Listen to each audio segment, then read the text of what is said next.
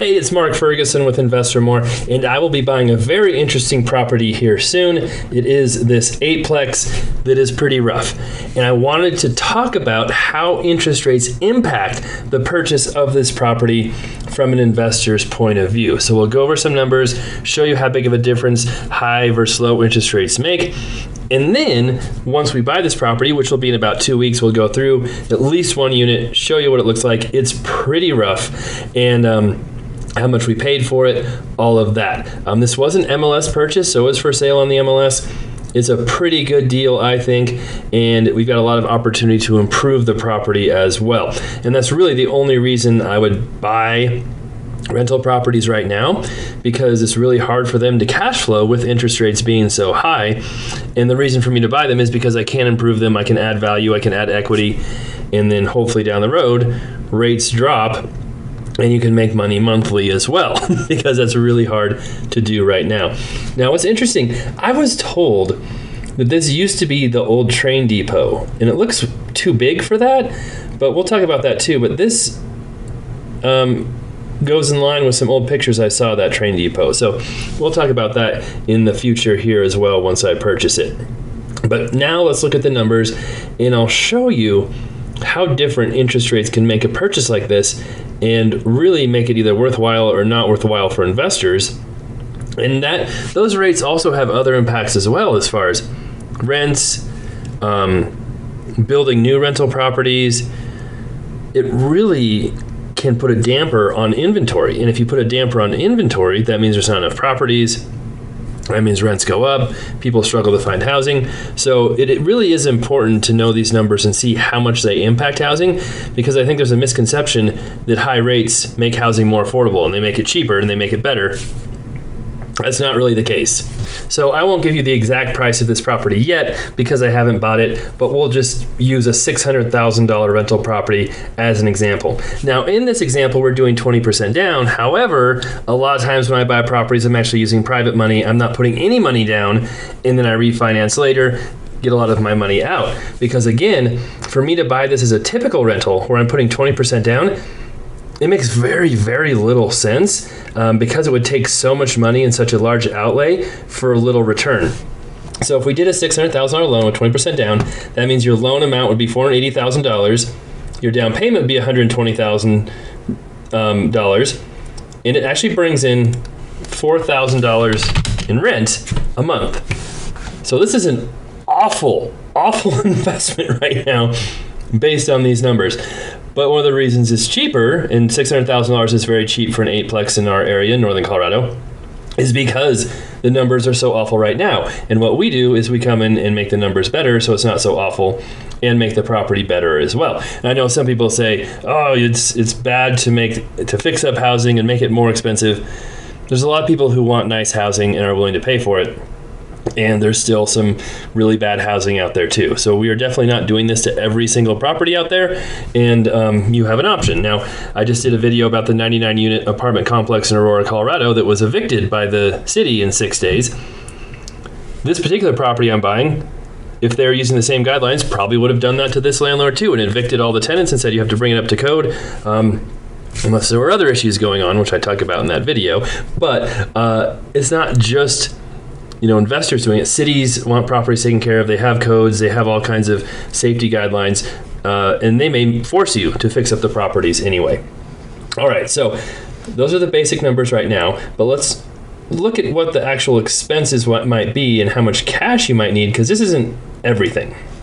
So not only do you need the down payment, but you need closing and loan costs as well. You'll have to pay for an appraisal. You'll have to pay for prepaid interest and insurance and taxes. You'll have to have a loan origination fee. You'll have some title costs. We had to do an ILC, which is an improvement location certificate on this property, which is sort of like a survey, but not quite as involved. And those could be about 3% of the loan amount, which is $14,000, $15,000. It could be more or less depending on the property. So you'd actually need about $134,000 cash. But if you're buying with a bank, they'll also want reserves in place So you'll need an extra cash as well in your bank account sitting there for you to get this loan too, because they don't want you to spend every single dime you have on this property. And then when a couple of tenants don't pay, or they realize you have a negative cash flow on this property, you can't pay for those expenses. So it takes quite a bit of cash to actually purchase a property like this with the typical 20% down. All right, so here what the monthly expenses might be on this property, assuming you pay cash for it and don't get a loan. Insurance, probably around $500 a month or $6,000 a year, in that range. Insurance has been going up significantly, might even be a little more than that. Property taxes on this property could be a little bit less than that. This is a small town, which helps because their taxes are lower. But we did that just to be sure. I didn't actually look up the taxes. Property management, even if you manage this property yourself, it takes time. It's going to take effort. You need to be paid for your time, and consider that if you're making an investment in a property. So we always have property management in there. Maintenance, this property's in rough shape, so if we keep it similar to what it is now, your maintenance costs are going to be pretty high. It might even be higher than this. But if you fix it up, spend that initial outlay, you might be able to reduce those monthly maintenance costs in the future with better systems, updated, units. Vacancies, again, if you've got properties that are really ugly, have really low rent, you're probably going to have a lot of vacancies. There's going to be people moving in and out. They might not respect the property as much. Whereas if you have nicer properties that are remodeled, you might have lower vacancies. But you're still going to have vacancies either way. You're always going to have tenants who are moving out. You're not always going to get them rented right away. Even with screening processes, you're going to have bad tenants once in a while. They can cost you quite a bit of money and time. So always assume you're going to have some vacancies. So basically this property is costing about $2,900 a month before any loan. And if we were to, the total rent right now is about $4,000 a month. And that assumes they're all rented, which they aren't. So it's actually lower than that. But if we were to rent that other unit. So, this is some simple math I can do pretty easy in my head. That equals $1,100 a month, or I'm going to use my calculator to make sure I get this one right. $13,200 a year in profit. I'm going to put that down here to make that a little easier to see. Now, if we want to see what our return on investment is, what did we have before? $135,000 in cash or so. No, doing that way wrong. That's if we got a loan. We had $600,000, so $13,200 divided by $600,000 if we're paying all cash. That equals, whoops, I'll get the right key here, 2.2% ROI. That's an awful investment. That's below inflation right now. So that's obviously not a good play to buy cash for this and just leave it as it is. There's so many other things you could invest in that are better. So now you could fix it up. You could probably increase these rents to $8,000 a month. Honestly, maybe a little bit, $7,000 to $8,000. Then you have a decent return. Then your expenses are probably pretty similar. And we didn't even mention that there might be some common utilities we have to pay here too, and landscaping, things like that. So these expenses could be even higher now that I think about it. So your return is awful as it is. And this is why when people buy properties, a lot of times they're fixing them up, they're raising rents, because it makes zero sense to buy them otherwise. And then you have nicer properties, the city's happier, and your tenants who want nicer properties are happy too. And there aren't many tenants that want ugly, bad properties. It's just a matter of being able to afford them. Sometimes that's all people can afford.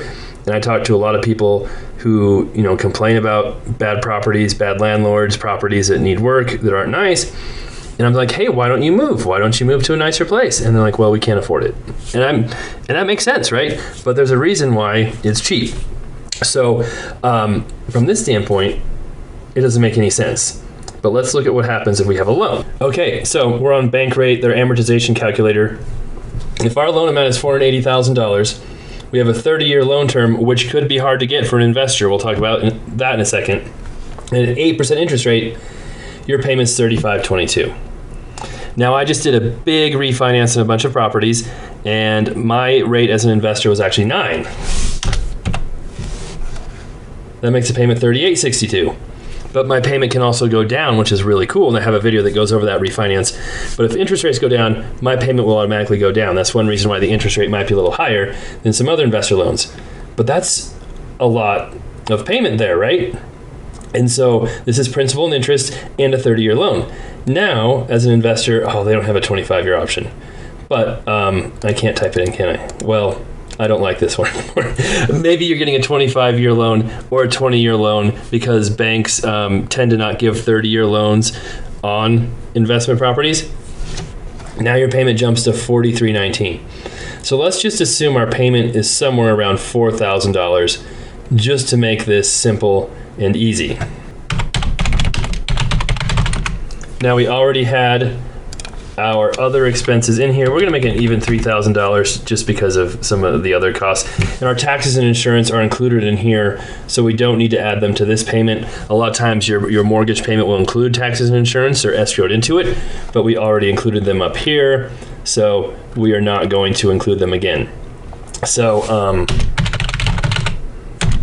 the expenses on this property are $7,000 a month.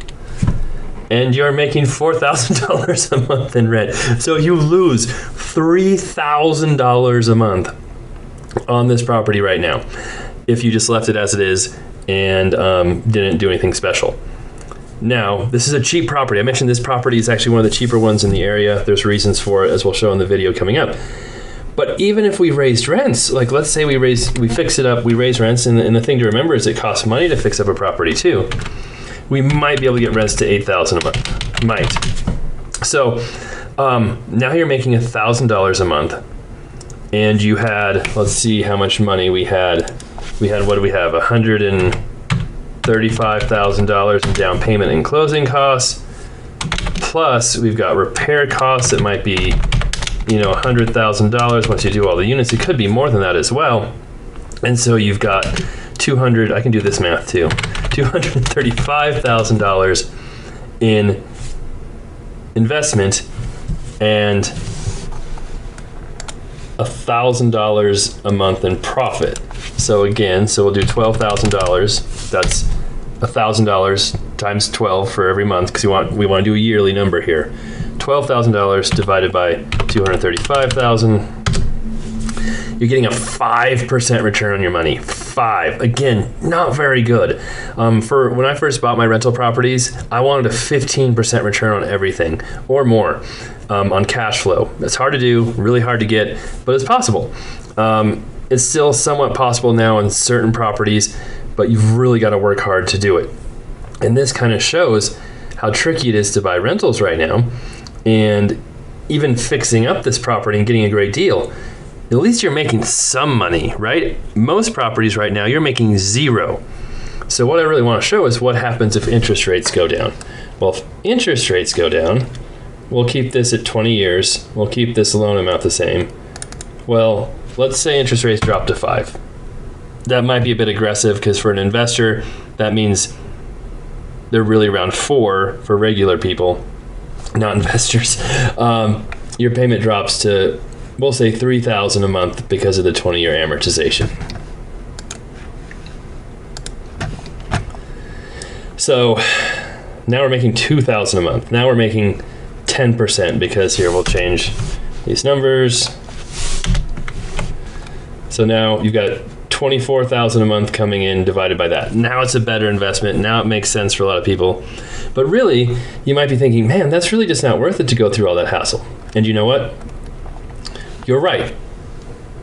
But there's more to it than just that. So when I do these properties, right, if we were to fix up this property, raise rents, someone else, people with cash, big investors are willing to buy these properties for way more than I am. They're willing to accept lower returns. They're willing to just have a park money in a property, hope it goes up in value. I'm not that investor, but other people are.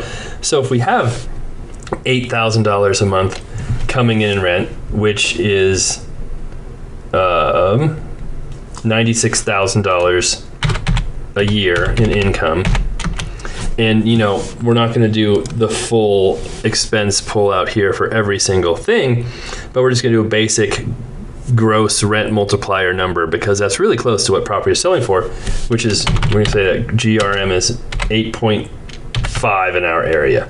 We'll make it 9 because this isn't a small town. Even though I love small towns, they have lower taxes, sometimes they're easier to rent, it's great.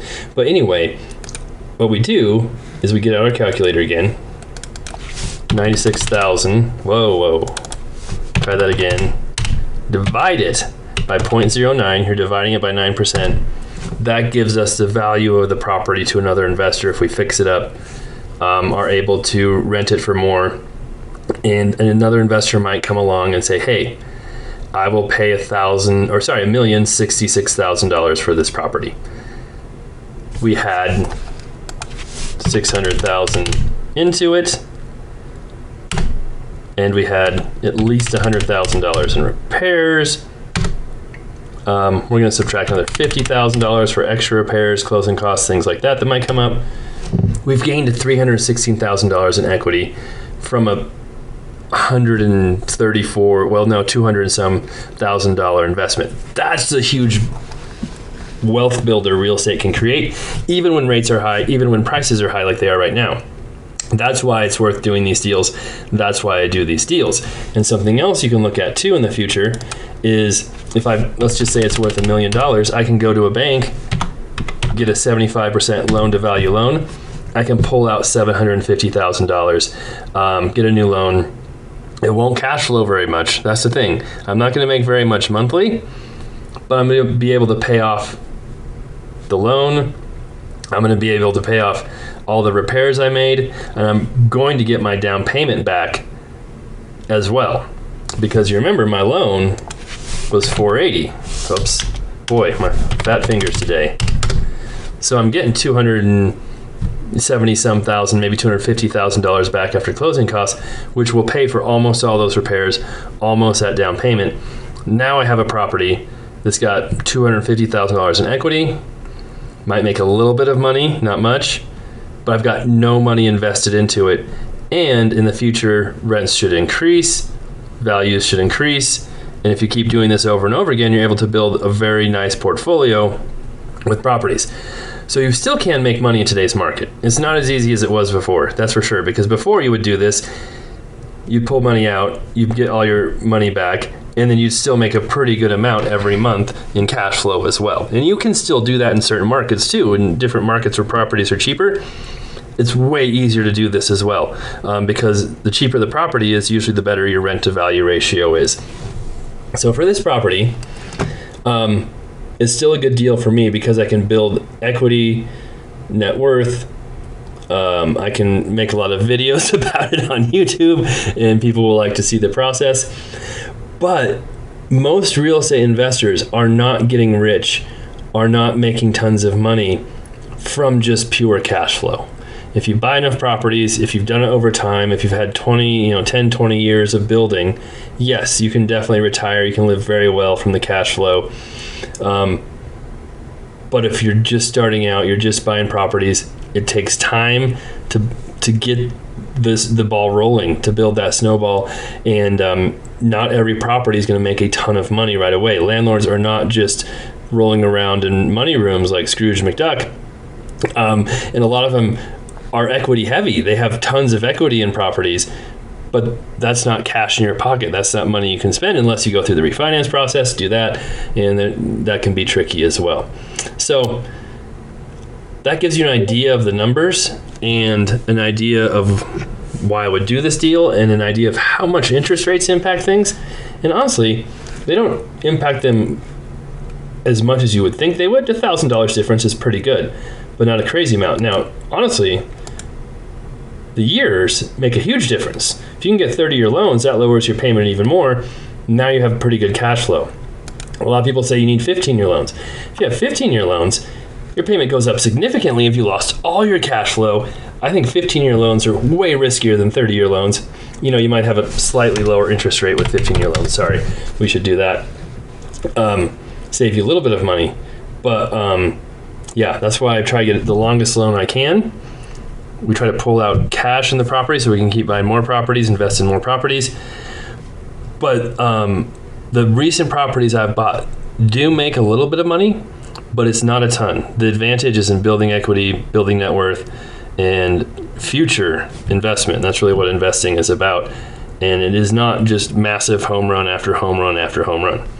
Still can be amazing. You can still make a lot of money with rentals. The rentals I bought years ago have done very well for me. But you've got to be patient and take your time, and it isn't an overnight process. All right, well, hopefully those numbers give you an idea on this property, why we're doing it, the point of it, because it's not easy in today's market, and hopefully give you an idea that yes, you can still invest in real estate. It can still be a good deal, even in places like Colorado where real estate is really expensive. And honestly, compared to those prices, rents aren't really that high. And that's also why I'm looking at other markets and possibly thinking about investing in them where you have cheaper prices, and honestly, rents aren't that much lower, and where investing makes a whole lot more sense. All right, if you have questions, comments, love to hear them. And of course, we'll have the video on this property in a couple of weeks here once we buy it. I think we just got another triplex possibly under contract today as well. Don't have the signed docs yet, but we've got verbal acceptance. Never count your eggs before they hatch, but that's a good sign. All right, thanks for watching. Be back soon.